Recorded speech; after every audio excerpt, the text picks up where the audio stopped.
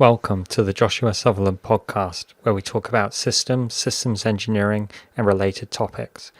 Hope you enjoy the episode. Today's guest is project management and strategy implementation expert, Ricardo Viana Vargas. Ricardo really is a project management expert, where over the past 20 years he's been responsible for over 80 major projects around the world, worth up to 20 billion US dollars, and not just in the commercial sector, including oil and gas, but also in humanitarian projects with the United Nations. Right now, he's the executive director of the Brightline initiative, which aims to improve the performance of projects around the world. I met up with Ricardo at the University of Tokyo, where he was describing his initiative to faculty there. Anyway, let's get to the interview. Hi, Ricardo. Thank you for being a guest on the Systems Matter podcast. The purpose of the interview is to offer guidance and encouragement to those interested in careers in designing, making, and producing systems from people who've already had a successful career in the industry. Normally, we talk to systems engineering people, but I like to try and expand it to related fields, including project management. And given you're a project management and strategy implementation expert, I think the advice that you could give would be greatly received by the audience. And given that you have such a large amount of credentials in the field of project management, including authored 15 books, I thought that you would be a very interesting guest. Thank you, Joshua. It's a pleasure for me to talk to you, and it's always great to have opportunity to share what we have in mind and what do I believe in terms of the use and the adoption of project management to improve business in general. So I'm glad to be here. Great, thank you. Could you introduce your current mission and how it's linked to your past career activities? Yeah, just to give you a very quick background, I am a chemical engineer with master in industrial engineering, and I'm a PhD candidate right now in civil engineering. So my background is about engineering, and what I do in my whole career is towards project management. So I have different experiences in my professional life, but all of them related on transforming ideas into reality. So doing things. So I started my career on the technology side. So I did a lot of the Millennium Bug works at the beginning of my career. So internet, some of the preliminary internet work. After that, I moved directly to infrastructure projects where I did a lot of construction projects. So most of them on the capital projects. So I did the opportunity to build oil platforms, oil refineries, power plants, hydroelectric power plants, airports, and this kind of major infrastructure. So I did this most of the time for the private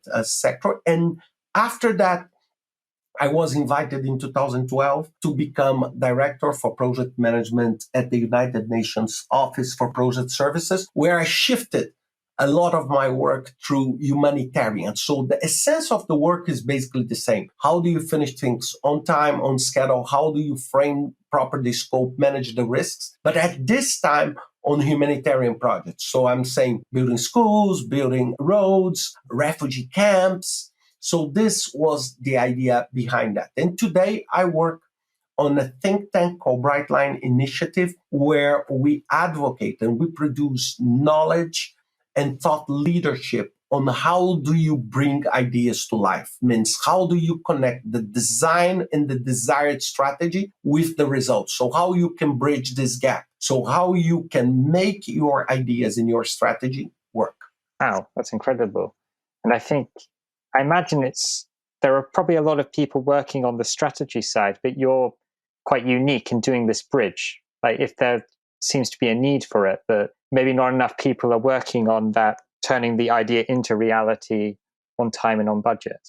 I agree completely. What we see today is that it's more, I don't know if I would say that, but it's more fancy, it's more interesting to think about designing the strategy than the quite painful process of making it happen. Because at the end, it's more fun, probably. It's more interesting to see how the future will look like 4 years from now, 3 years from now, than in reality build this future. I don't want that you interpret me wrongly. I don't want to say that it's easy to envision the future. It's a very, very hard task. But I have a belief that the really, really big task is how you can take these ideas from paper and transform them into reality. And this is, for me, is where the very painful process comes in place. And if you're not prepared, you cannot do that. For example,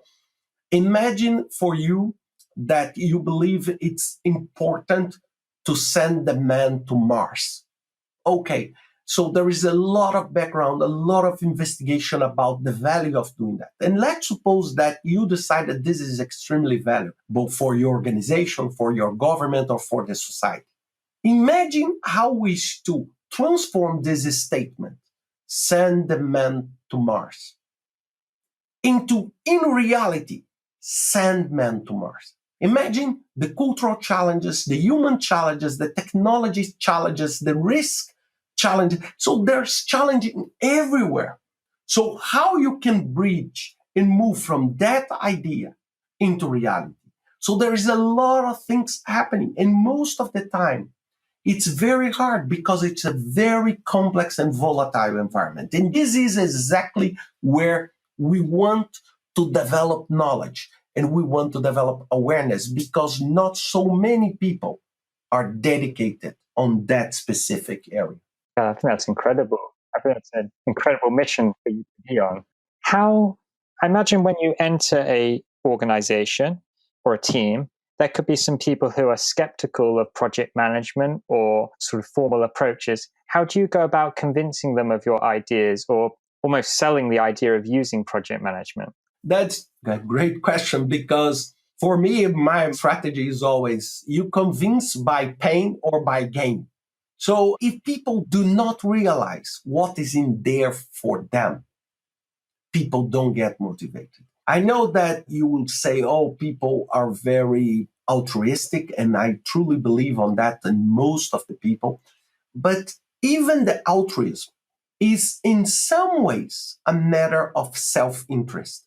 So you are altruist because you believe it's good for you. It makes you feel better. So for some people, this motivation can be money, can be career improvement, can be doing something for the society. But at the end, it's based on self-interest. Even to help the others, it's a self-interest of yourself, on your well-being. So what do we need? You need to touch on what is in there for the people. I'm saying maybe what is in there for them of moving forward in terms of gain, saying, look, if you move forward, there is a big gain for you based on your aspirational values or of your life value proposition. But on the other side, there is also the convincement by the pain and saying, look, you can stay where you are. You cannot participate on this transformational journey. But remember, the price tag will come with that. And maybe in the future, you will pay the price for not adapting yourself to that new environment. So I think that these are very important triggers. And I use this in my own life because, honestly speaking, I have a belief that we do not like very much change. We love talking about change. We love saying, oh, change is needed. We need to change. We need to do. But at the very, very end, we are very uncomfortable with change. And why? Because we don't know if we will be successful on this new environment. Because for the worse the current environment is, you know it. So you know how you are able to fit on that. But on the new, you really don't know. And what you don't know scares you. So this is how you need to balance this feeling and create this energy. Of course, the energy towards the positive side of moving, it's driven by the positive psychology. That is a very big topic now on the human behavior. So thinking in a positive way is always greater than thinking in a negative way. But some people will only be motivated when they see themselves being challenged. So it's a human nature, and it's something that we need to work on. I think that's a very intelligent way to put it. And this idea that we like talking about change, but really we're actually very frightened about the uncertainty that entails is, I think we don't think about that too much. What made you become a project manager? Why did you decide to enter this profession? Look, I honestly, when things sometimes happen, first, since I was very, very young, I always had a great interest on creating things. So, for example, most of the time I spent during my childhood playing, I was creating toys, not necessarily playing with the toys. So I used to love this building toys, and doing things. I didn't want to, for example, to take a car and just drive the car. No, I wanted to create a car, and I want to build things and do that. And this is the essence of the concept of project, because you build things. I'm not saying not necessarily a car, but you build ideas, you create things from scratch, or you polish things. And this was something that was part of my DNA since very young. And also I saw an opportunity because of this desire of seeing that this could be extremely beneficial for the organizations I used to work with. And this is how I started working on that. So I started saying how I can help organizations, how I can help my boss or the company I work with to cope with developing new things. And this was when I started my career 25 years ago. This was something quite restrict to product development or marketing development. And then what happened with the volatility of the world, this became completely mainstream. And this was what allowed me to boost dramatically my career, because that kind of ability became mainstream in most organizations, because all the routine work was replaced by machines, but the project work was not. So I saw a massive opportunity to apply the skills I had to benefit my customers, my clients, and to succeed professionally. Oh, incredible. So it was very good timing, where sort of the world got more complicated, the problems got more complicated as the machines did the routine work, and you could step in there and aid. Thank you for describing that. Yes. I think it's hard to say, because everything is so complex when we think about career. But of course, to be on the right place, on the right track, is something that creates a huge positive environment for you to move. Yes. Another thing that I truly believe is also behavior, because no matter what you do, there is a component of your own behavior that drives your success. It doesn't matter if you are a musician, or if you are a painter, or if you are a project manager. So you have much more ability to drive your career than you think. Most of the people think that it's a passive thing. So you study, you do something, and you wait someone to invite you. And it's not. So you need to be smart enough to adapt yourself and to reinvent yourself. And maybe because of my roots, I don't want to make a generic statement here, but I am Brazilian. So when people talk about crisis, okay, financial crisis, employment crisis, and everything. So I'm 45 years old. I lived in a crisis since ever. So if you look Brazilian economy, Brazilian job market, and everything, it's like a roller coaster. Things are good, things are bad, things are good, things are bad. And with that, maybe you develop very early a behavior of adapting yourself extremely fast to different and challenging conditions. And for me, with my behavior on project management, and my ability, a lot of this entrepreneurial spirit, this was a perfect mix to drive and to boost my work, because sometimes when you have stability is a dream for me. I would love to have a completely stable life and this. But the stability sometimes put you in such a comfort zone that you have some challenges to see where opportunities are. The stability does not hurt you enough for you to start moving. So, but this also is a very personal statement, and it's based on my own experience. It's not based on any formal research on that. No, I think that's a very interesting way to put it. And I think this idea of being stuck in a comfort zone and not you're kind of riding the bus rather than driving the car. And I think you put it very well. Yeah, and I believe, Joshua, that people have much more power to drive their professional behavior than they think. They many times rely on the organizations that they work for, on the governments or whatever, on the university, than on themselves. And this is very different from me. My insurance plan, okay, my professional insurance plan, I'm not saying insurance, but just a metaphor, I provide to myself through study, through behavior, and this is the way I protect myself. I don't protect myself behind a contract or an employment contract. So, it's not the company that needs to want me. It's the opposite. It's, do I want this company or not? If I don't, I will just find another job because I believe I have qualifications that are interesting for many companies, and they will benefit from that. So just to give you a perspective on that. Yes, I think that's a really, particularly as the world becomes more dynamic, your approach, I think, it becomes only more valuable.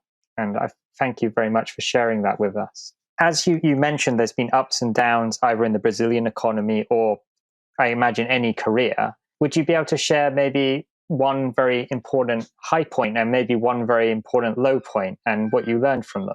Yeah, I can give you two important points on Brazilian economy. It's, if we go back to 2009, Brazil was selected for to host the World Cup, the Olympic Games, and Brazil discovered the oil fields. And if you remember the cover of the British magazine, The Economist, it was the Christ the Redeemer, a very important monument in Rio in Brazil, was like an airplane or a shuttle, a space shuttle saying Brazil takes off. So at that time, Brazil was dominated by an extremely high sense of optimism. So we said, Brazil will take off. Brazil, now is the time of Brazil. And at that time, I said on a very important congress on project management, I said, look, we have the strategy on paper. Now it's our job to transform what is in paper into reality. We want a proxy of hosting an Olympic and a World Cup. We identify that 5 kilometers under the sea, in the rocks, in one of the most challenging exploration areas for oil, we have a lot of oil. But it's not very easy to remove. We need now to transform this into reality. Then the second point was in 2013, when for political, economic reasons, what happened? Brazil started to collapse. And then the same economist put what happened to Brazil when the Christ Redeemer was like a plane in flame crashing. So what happened? Our inability to cope with the change and to cope with the volatility made Brazil basically lose everything. So the World Cup happened, the Olympic Games happened, and now, for example, we are facing one of the biggest crises in Rio because of finance, because of violence. So I'm just saying one high moment and one low moment, and this is splitted by 5-6 years, and that's it. So just to see how volatility happens. And this, I can give you hundreds of different examples of that. Wow. Yeah, that's incredible. And it really shows the importance of your work where your strategy has been identified, and then how do we bring it to fruition, and how it sounds like that. I mean, I've never been to Brazil, but the Olympics did happen and the World Cup did happen. So, and I believe oil is coming out of the ground. But it's a shame that maybe it didn't go as well as maybe it could have. Yeah, Joshua, it's absolutely perfect what you said. The World Cup happened. The Olympic happened. But imagine you as a citizen, when you know that your country will invest billions in something, and you decide to host the Olympic or to host this, you have an expectation that this will, after these events, that region or that city or that country will benefit from the infrastructure that was put in place, from the marketing and everything. This was the model of what happened in Barcelona in 1992. So what happened, and this is what drove all the crisis, is that the money was spent, the 20-day competition, 25 days, whatever, competition happened, but the legacy is not there. So what is the legacy we received? So, was it a good investment? So we did one piece, but it does not necessarily represent the full investment on that. Thank you. If you were going to give yourself advice or a novice in the field advice, what would it be? And if there was some bad advice you'd tell them to ignore, what would it be? Yeah, I think that a good advice that I would share is, as Steve Jobs said, you need to stay hungry. You need to have inside yourself this sense of urgency, this sense of responsibility. And this is something you cannot delegate. So you need to feel the ownership of your own destiny, of your own career. You need to feel that. So this is the advice. This is something that you cannot outsource. And one bad advice that I would suggest is, many times people say that the results is what matter most. I would just reframe that, and I would say that the journey matters a lot. Okay, the journey. So how you do things and how you enjoy and how you learn. Because even in experience where the result was not exactly what you expected, just the path to get to this unwanted or unexpected reality was a very great learning opportunity. So don't be obsessed only by results. So it's not like that. So there is a lot of things during the journey that can benefit yourself, your career, and your society a lot. So don't think about all that matters are the results, okay? Because this is just a full statement, and this does not drive to the reality of the facts. Great. I think that's really good advice. A learning journey. I think that's a really nice phrase. I think we're running out of time now. So it was wonderful for you to speak to us today, Ricardo, and for giving all this advice. And thank you very much for coming on. Thank you. I'm very, very happy to participate. Thanks for your time and your questions. I hope I was useful for the community. Yes. Great. Thank you so much, Ricardo. Thank you. Thanks for listening to the Joshua Sutherland podcast.